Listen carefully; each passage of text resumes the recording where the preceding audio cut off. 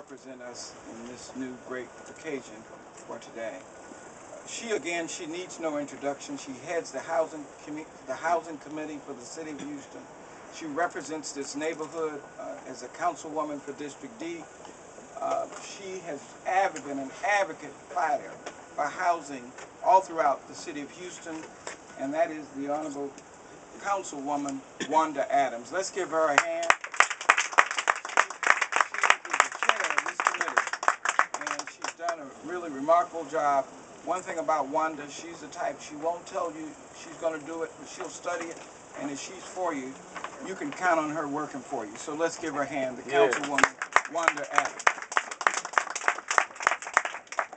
First of all, I just want to take this opportunity to thank all of you for coming out, the community for standing behind this administration as we continue to move Houston forward.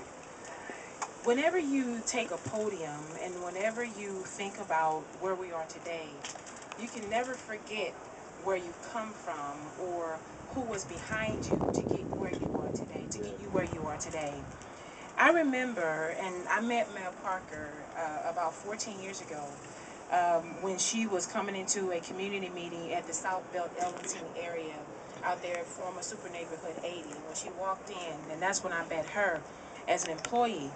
But then, a couple of years after that, there was a dynamic woman who was elected to Houston City Council who always had a vision about who loved and her heart moved and breathed Sunnyside.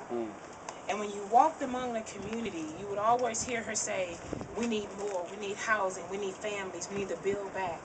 And I just want to thank her publicly for always seeing that our communities continue to grow, and that's the Honorable Councilmember Ada Edwards. So if you just join me in celebrating her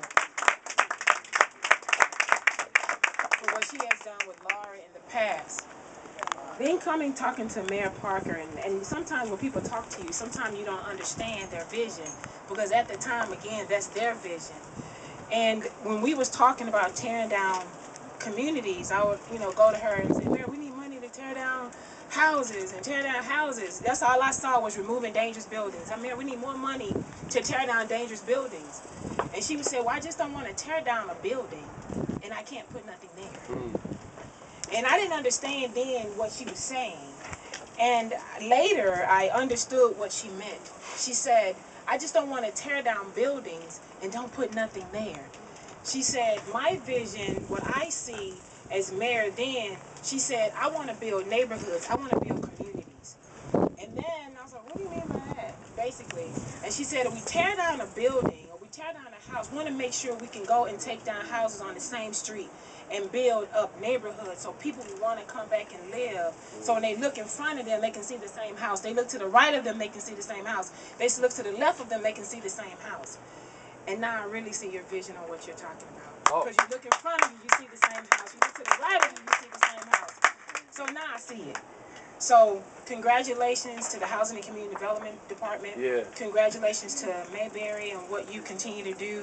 Not only do you build quality in 3rd Ward, but you take that same quality and you make it affordable for families so they can live in Sunnyside. And not only just have the basics, but they can have granite just like everybody else. And so as we continue to work together to build communities, Mayor Parker talk about schools. When you think about what Councilmember Costello does when he's looking at ways to make sure communities remain intact by looking at food deserts, to making sure that we have quality grocery stores in the neighborhood, when you're looking at housing so people want to stay, so our economy and our tax base can grow, this is what we're talking about. There's a passage that says, without a vision, the people perish. This is the vision that we need to see for our communities. And this is one, and I hope that maybe you get to build 14 more, just like this one.